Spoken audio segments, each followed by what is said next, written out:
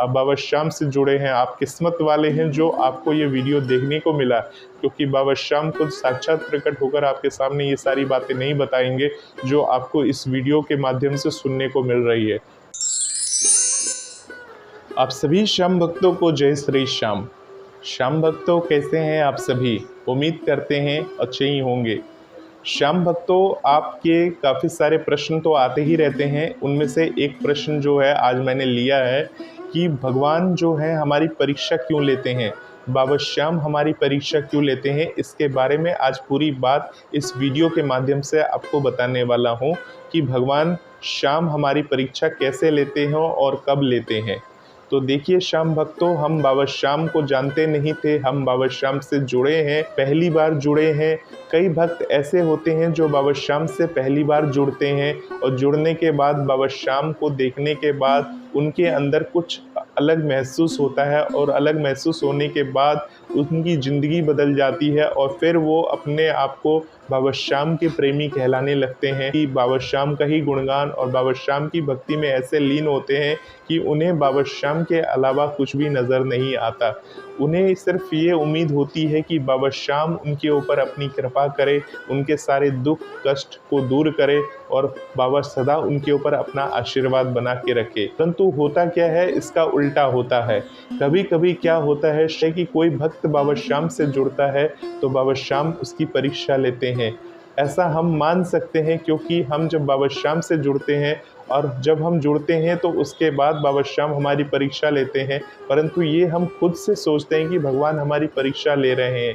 क्योंकि आप जब तक बाबा श्याम से नहीं जुड़े थे, जब आप दुखी थे, परेशान थे, तब भी तो आप परेशान ही थे। तब कौन आपकी परीक्षा ले रहा था उस समय? आप खुद सोच के देखिए। आप जब दुख की घड़ी में बाबा श्याम से जुड़े हैं, दरबार से जुड़े हैं और जुड़ने के बाद वही तकलीफ़ आपकी बनी हुई है, मान लीजिए थोड़ा बहुत इंक्रीज़ हो गया, बढ़ गई आपकी तकलीफ़, फिर आप ये कहते हैं जब से मैंने बाबा श्याम की पूजा की है मेरी तकलीफ़ अत्यधिक बढ़ गई है।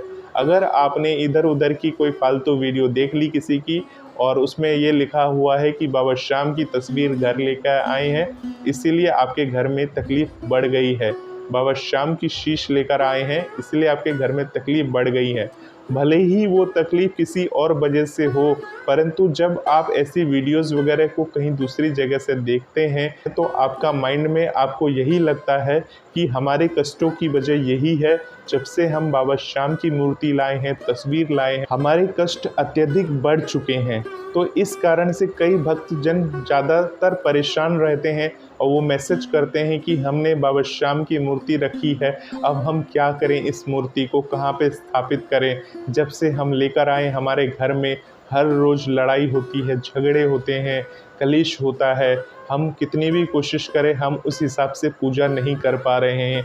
तो जब आप पूजा कर ही नहीं पा रहे थे तो बाबा श्याम को कैसे आप लेकर आ गए अपने घर में? ने ये नहीं सोचा कि जब मैं बाबा श्याम को लेकर आ रहा हूँ, बाबा श्याम की शीश को लेकर आ रहा हूँ तो इनकी आराधना और इनकी सेवा भी करनी पड़ती है। इनको श्रृंगार पसंद है, इनको खुशबू में रहना पसंद है और ये वही जगह रहते हैं जहाँ पर किसी भी प्रकार का कोई कलेश नहीं होता, तो वहाँ पर ये विराजते हैं प्रत्यक्ष रूप में। ये तो आपको पहले ही सोचना चाहिए था। तो श्याम भक्तों, मैं बात कर रहा हूँ परीक्षा की। परीक्षा देखिए वही देता है जो पढ़ा लिखा होता है, जिसने बाबा श्याम के दरबार में शरण ली है उसी की परीक्षा बाबा श्याम लेते हैं। और किस प्रकार से लेते हैं वो आगे मैं बताऊंगा। पहले मैं आपको एक एग्जांपल दे दूं कि मान लीजिए एक छोटा बच्चा किसी स्कूल में एडमिशन लेता है।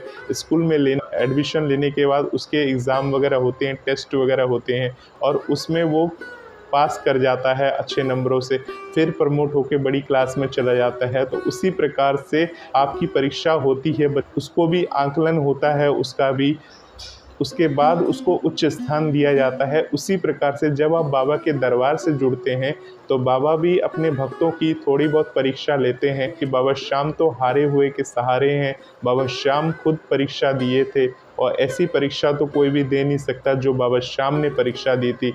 अपनी शीश का दान दिया था उन्होंने भगवान श्री कृष्ण को। आपसे कोई बोले कि आप अपना शीश का दान दे दो तो आप दे दोगे क्या? नहीं दोगे। तो बाबा श्याम शीश के दानी हैं, उनके जैसा कोई परीक्षा दे नहीं सकता। और जब वो परीक्षा लेगा तो आपको उस परीक्षा में पास भी करना होगा। परंतु मान लीजिए आप दुखी हैं और आपके साथ उल्टा और बुरा हो जा रहा है। बुरा होने का मतलब ये है कि जैसे आप मान लीजिए आप फाइनेंशियली प्रॉब्लम में है, पैसे से रिलेटेड किसी भी तरीके की दिक्कत में पड़े हुए हैं, उसके बाद आप बाबा श्याम के दरबार से जुड़े, आपको अच्छा लगा, सब कुछ बढ़िया लगा, उसके बाद वापस से आपकी तकलीफ़ बनी हुई है, कुछ सुधार हो नहीं रहा बल्कि और नुकसान ज़्यादा हो रहा है, फिर आप विचलित हो जाते हैं, परेशान हो जाते हैं। तो यही तो है परीक्षा की घड़ी। अगर आप उस समय अपने आप को संभाल नहीं पाते हैं और भगवान को हर वक्त कोसते रहते हैं कि भगवान से जब से जुड़ा हूँ मेरी तकलीफ़ बढ़ गई, आप किसी भी रोग से ग्रसित हैं, किसी भी तरीके के रोग आपके शरीर को घेर रखा है, आपकी वो रोग ख़त्म होने की जगह और ज़्यादा तकलीफ़ दे रही है और बढ़ गई, मान लीजिए, तो आप किसको दोषी दोगे? आप बाबा श्याम को दोषी दोगे, क्योंकि बाबा श्याम के दरबार से जुड़े हैं। इससे पहले आप जिसके दरबार से आप जुड़े थे, तब क्या आपको तकलीफ़ नहीं थी? तब आपको क्या रोग नहीं था? उस समय तो आप नहीं कहते थे कि बाबा श्याम हमारी परीक्षा ले रहे हैं, या जिससे भी आप जुड़े थे, जिस भगवान से भी जुड़े थे, उस समय तो आप कुछ नहीं कहते थे। परंतु बाबा श्याम से जुड़ने के बाद ही आप ऐसा क्यों कहते हैं कि भगवान हमारी परीक्षा ले रहे हैं? भाई, भगवान से आप जुड़े हैं, जिस परिस्थिति में हैं, तो उस परिस्थिति में भगवान भी तो देखना चाहेंगे ना कि ये भक्त को अगर थोड़ा सा तकलीफ़ और ज़्यादा हो तो ये मुझ पर विश्वास करेगा या मेरा पीछा छोड़ेगा या मेरे से बोलेगा। तो भगवान भी यही देखते हैं, जो भक्त मेरे से जुड़ा है ये मेरे साथ बना रहेगा या इसे थोड़ी सी तकलीफ़ पड़ने पर ये मेरा साथ छोड़ देगा। तो भगवान भी ये देखते हैं।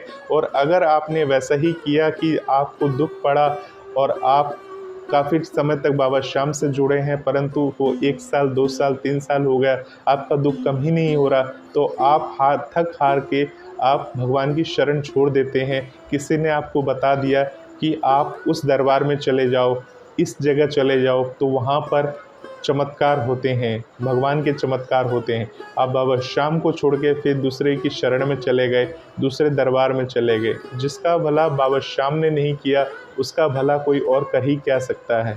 कोई नहीं कर सकता, क्योंकि बाबा श्याम को ये वरदान मिला है, जो हार कर तेरे दरबार में आएगा तो उसको अपना बनाएगा और तू ही उसका पालन करता बनेगा। अगर बाबा श्याम आपको जीत ना दिला पाए तो दुनिया में कोई ऐसी ताकत नहीं है जो आपको जीत दिला पाएगी। तो एक ऐसा दरबार है, जब बाबा अपने पास बुलाता है, अपने दरबार से जोड़ता है, तो कुछ ना कुछ सोच के ही अपने दरबार में बुलाता है। नहीं तो बाबा श्याम के लाखों भक्त हैं इस दुनिया में, परंतु सच्चा भक्त कौन है ये तो बाबा श्याम ही जानते हैं। कौन दिखावटी कर रहा है, कौन सिर्फ फॉर्मेलिटी कर रहा है।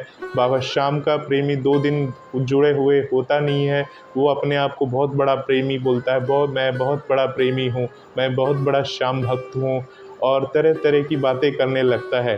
तो इस तरह से नहीं करना है। हम बाबा से जुड़े हैं, हमारा काम है बाबा की पूजा करना, बाबा की आराधना करना, ना कि अपने आप को बड़ाई करना, अपने आप को हर वक्त दिखाना कि मैं कुछ हूँ। इस तरह से आपको नहीं करना चाहिए। बाबा श्याम की जो सेवा होती है, वो बाबा श्याम के जो भक्त होते हैं उनकी सेवा करके ही बाबा श्याम की कृपा दृष्टि पाई जा सकती है।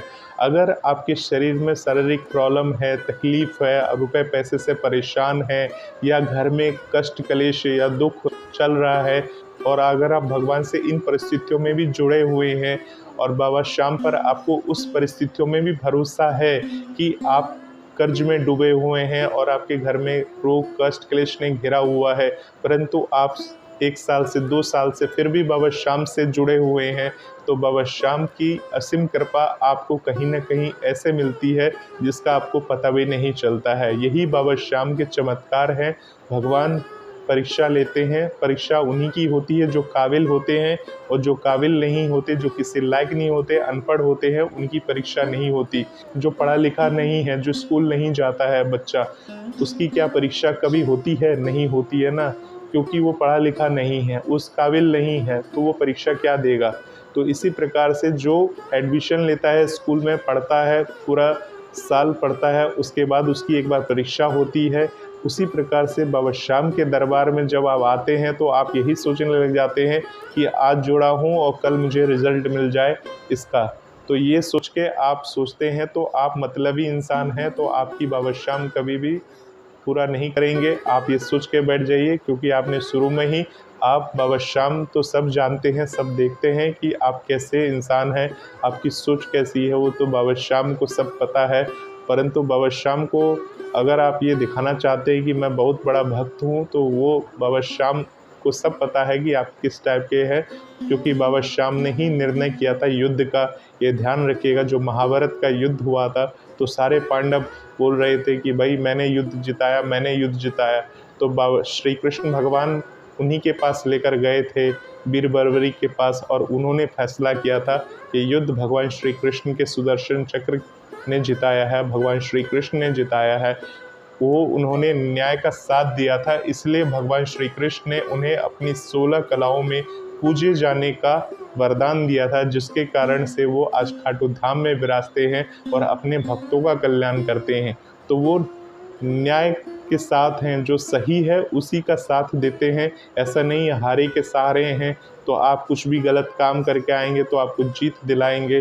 तो जीत दिलाने के कारण आपके जो कर्मों का जो भोग है वो कौन भोगेगा?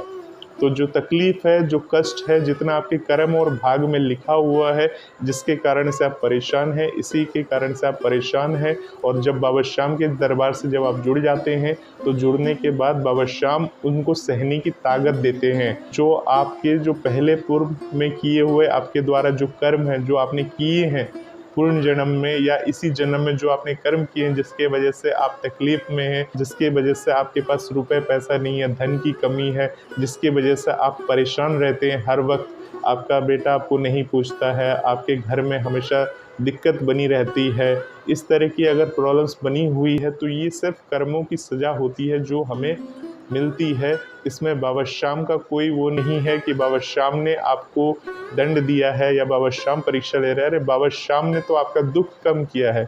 आप बाबा श्याम से जुड़े हैं, आप किस्मत वाले हैं जो आपको ये वीडियो देखने को मिला, क्योंकि बाबा श्याम खुद साक्षात प्रकट होकर आपके सामने ये सारी बातें नहीं बताएंगे जो आपको इस वीडियो के माध्यम से सुनने को मिल रही है।